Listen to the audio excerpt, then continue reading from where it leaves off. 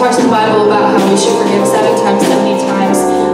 And sometimes, this is the main idea actually, but sometimes those that you love the most can hurt you the most. And so today we're going to be talking about how even in those times we're still called to forgive, and we're going to look and dive into how that looks. So join us as we sing.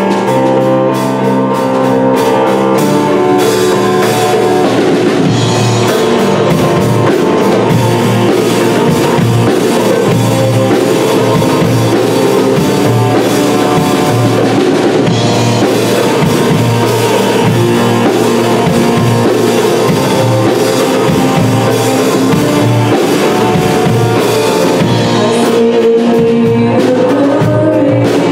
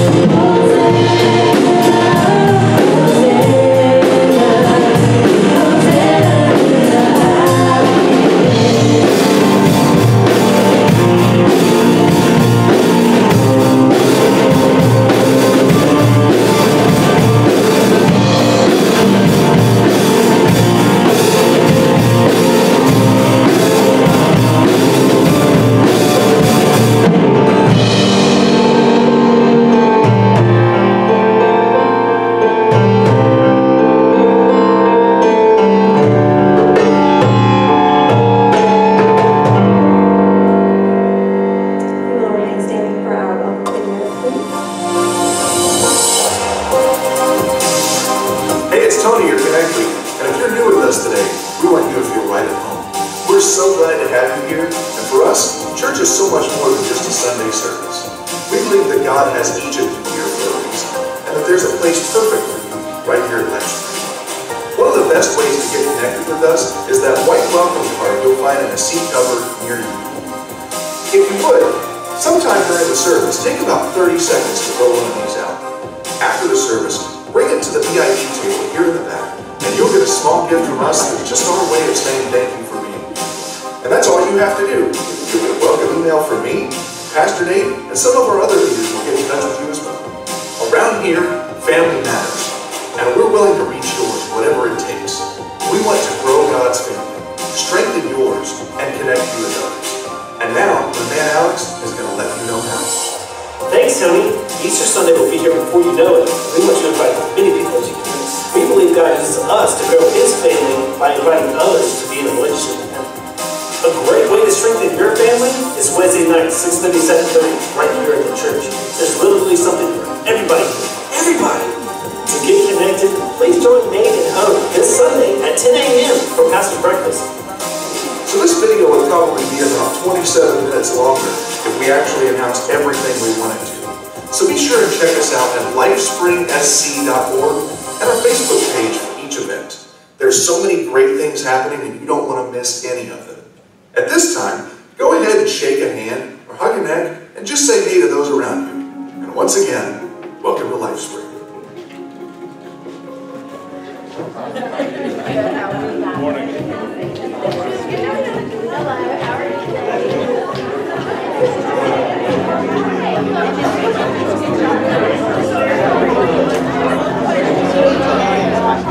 Ronnie, how you doing, bud? You doing all right? Pretty good. You checked in on that security stuff yet?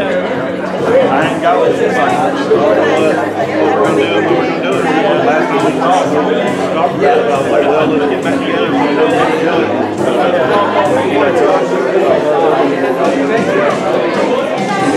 Need to get everybody together, get on the same page. Maybe we'll have a meeting.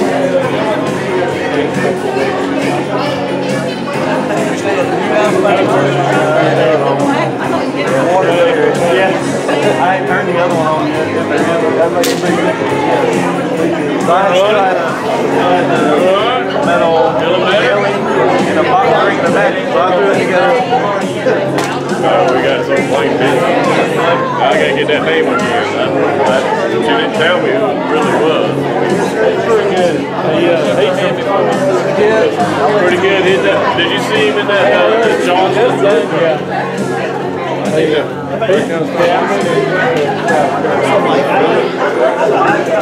He's been in nice a while, right? Y'all go ahead and start making your way back to your seats. Continue to worship for a little while longer.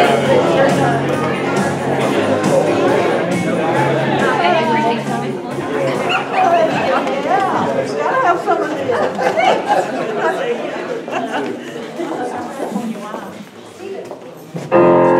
This next song that we're going to do is talking about things that are yet to come. The hope and future that we have in Christ as His children. This first verse of this song says, "Welcome to a place where rejoicing reigns, because our God is great and greatly to be praised." The Bible is full of descriptions and pictures and promises about what we as children have to look forward to. It's something to be excited about, to be loud about. These things help us in our daily lives. They give us hope. They think about, just help you to think about what your goal is, kind of starting with the end in mind. Think about the words as you sing them and dare to believe that this is what we have to look forward to. Colossians 3:2 says, "Set your mind on things above, not on things of this earth." And this is what this song does for us. It helps us to set our minds on what's coming. If you have not had the opportunity to give your heart and life to Christ, then I implore you to please don't wait. Continue to worship with us now as we sing Already Won.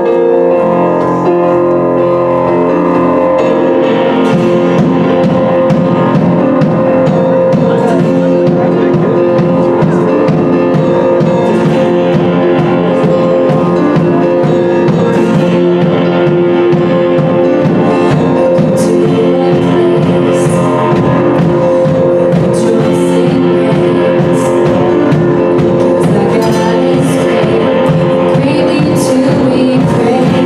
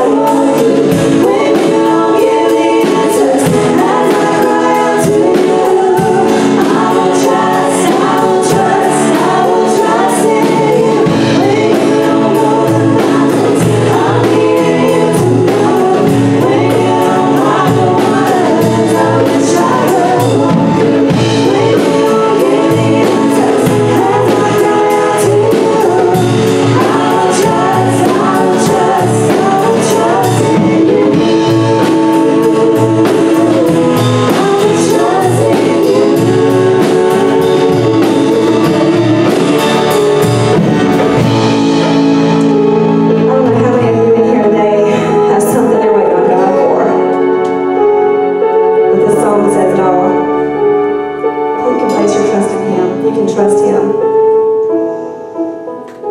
If you have heartache, you have burden, whether it be personal, spiritual, finances, relationships, you can trust in God. And this song is so reassuring because it's so true. Because sometimes things happen we don't understand. We don't know why. We don't know why God allows certain things to happen in our lives.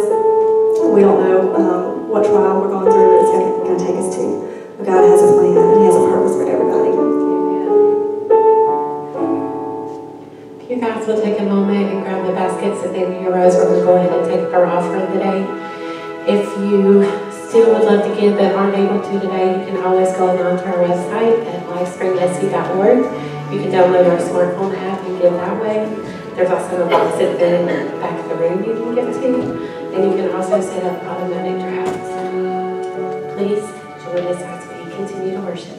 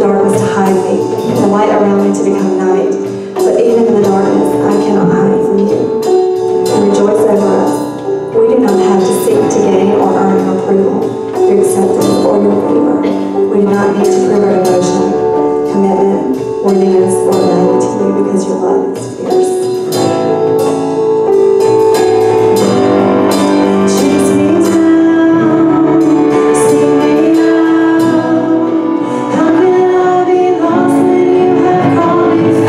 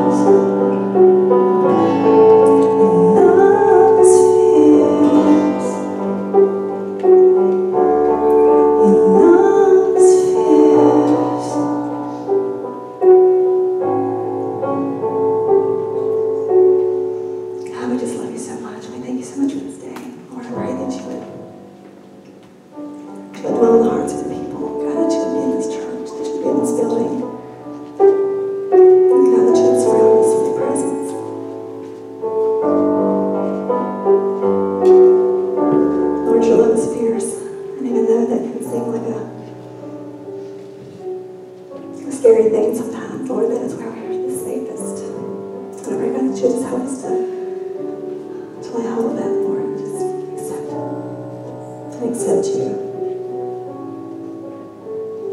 I love you in Jesus' name. Amen. Go ahead and have a seat. Our kids section, children, you are dismissed. Everybody say bye to the kids. Bye. That's a great quote. Stephen said bye, adults. Man, how do you ever just get lost in worship and lost in the presence and lost in the moment and then remember you got to preach? What an awesome way. We're not doing this for like recognition, but can y'all just give the band that leads us in worship? They sacrifice so much and to be here and just allow the Spirit to move. And I share this with y'all. I told the band not to tell anybody this, but I'll tell you. Last week, man, we just had a cool moment in the back of just be able to talk. And I kept saying, man, I get kind of going. And I'm like, hey, the Spirit's gonna move. And I just kept saying, let it rip. And every time I said, let it rip, we just had that immature chuckle. You know, like that, and they said, let it rip. But here's the thing, when you just completely let go, and you just completely say, God, I am a mess. I just stand before you, I sit before you, I bow before you, and man, that fierce love that we just sang about, that amazing love we're going to sing about at the end, God, I just need that. And I don't know where you all are at today. I don't know what kind of week you've had. I don't know what kind of day you've had. I don't know what kind of year you've had so far, but I can tell you, if what you're going through, the good, the bad, wherever, if it's not leading you to Jesus, if it's not taking you closer to Him, then you are missing out on this love that we're worshiping about, this love that we've been talking about all month, that only comes from Christ, that only comes from Him. Now, I want to warn you, you know how some like energy drinks and stuff have a warning label, like this drink is awesome, but it could kill you, or whatever.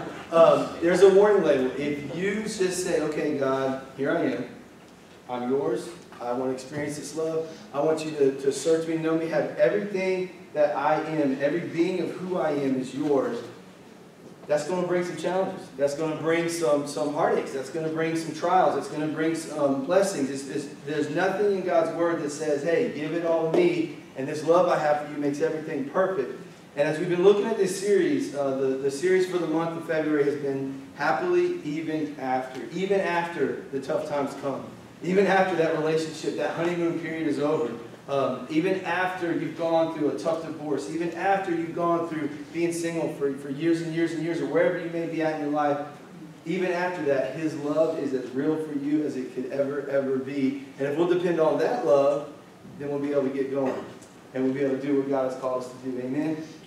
Amen. Well, today, we've got a lot of exciting things going. You saw those announcements, and please make sure you check out our website and things to check out all that God is doing through us. And God has just been moving, and a lot of good things are happening, and we just want you all to be a part of that. And Kelly's going to share a way to do that practically at the end of service, so please, after the last song, stick around for 30 seconds to hear about some cool things you can do for our community, and we want to give her a chance to let us know about that. But before we get to that, I gotta ask you to do something else that's really tough. And I need you to just say, in your own spirit, in your own heart, in your own mind this morning, just say, okay, God, Nate's about to say something through you, and you're about to use him to challenge me to do something that is very hard to do. We're just going to get that out there right now.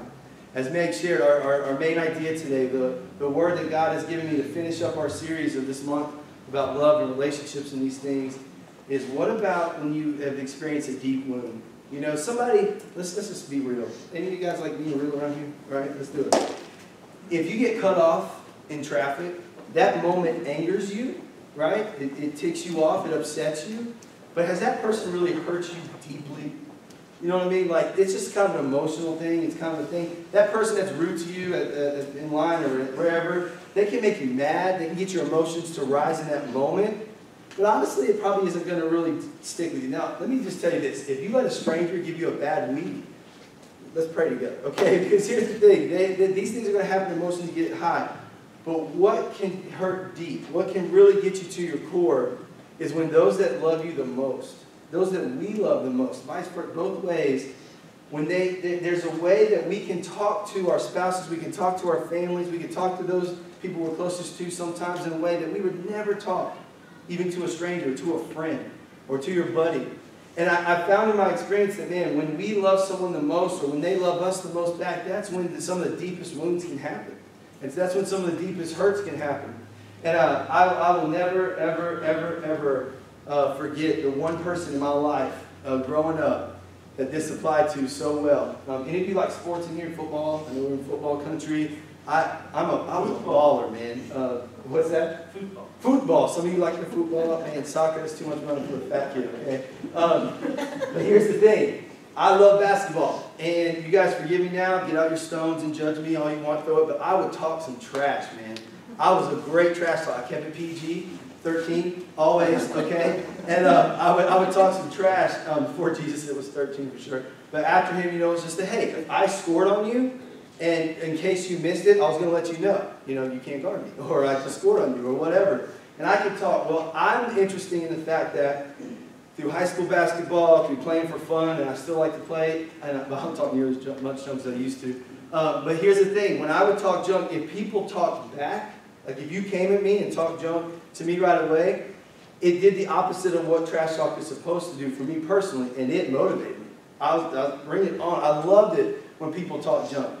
Man, you can talk about my mama, she'll slap you too. It's all good. Whoever, like, bring it on, Yeah, it got me going. And so my buddies and my friends that I play with a lot, they knew that. And so when we'd have a new kid from the neighborhood or knew somebody to come play, and they start to say something, and I was a big dude, I've been this tall for a long time, and somebody would start to say something, and the guys on the team that knew me would say, no, stop, stop, stop. And I could see the look in their eyes like, oh, is he going to like knock me out if I talk junk? They had no clue I was a wuss and couldn't fight at all, which was great. And they were like, no, he won't touch you, but he'll play better. Don't talk junk to Nate. It doesn't work. Well, guess what? There was one person in my life who I just so happened to love like a brother, who was my brother that would grow up. One guy, and of all the people I ever played with, one person that could talk junk and get under my skin. He knew me the most. He knew me. He knew what really got me going. He knew how to cut deep. And my brother Matt, man, he probably heard some good Matt stories in life at this church over the years. My middle brother, who's doing awesome things for the Lord in Raleigh, North Carolina, who his wife is about to have another baby. I'm about to be an uncle again coming up, which is so cool. And my other sister-in-law is about to have another baby. And so, you just imagine, Tony and Angela, as y'all know, Hope and I are not about to have another baby, just in case you're wondering about that. Both of my brother's wives got pregnant around the same time for their first child, and Hope and I had just been married, and we looked at each other and we're like, yes, it's time to have another child, or have a child. And at this time around, it was like, whoa, Emily's pregnant, whoa, Carrie's pregnant. You good? Yeah, I'm good. All right, we're good. So no, nothing like that this time around. But he knew, my brother Matt knew how to get under my skin. And whenever I get so mad, I get so upset, all my buddies would ask me the same question. And we got to ask ourselves this today, why do you let him do it?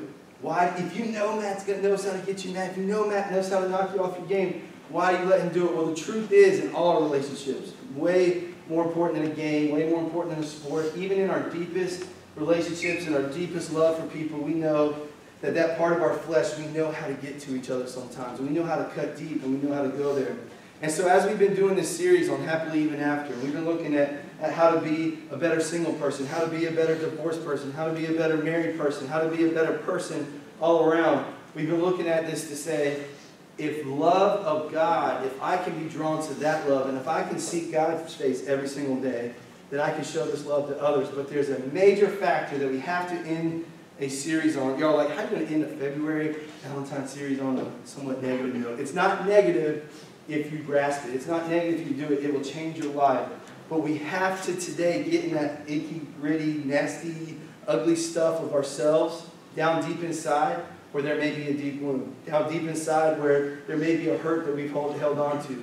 A lack of forgiveness, man. When we don't forgive, especially to those that are closest around us, especially to someone maybe who has hurt us a long time ago, or wherever it may be at, we are giving that piece of our heart to them, saying, man, there's an ugliness, there's a nastiness inside of there, and God's wanting to break through that, and He's wanting us to experience His love completely. So you can't finish a series on love without addressing forgiveness, and without addressing God's grace. So we're going to look at some key things to do in order to forgive and to acknowledge that now is the time. Becky said it best. If you do not know the Lord, if you've not accepted Him, don't wait.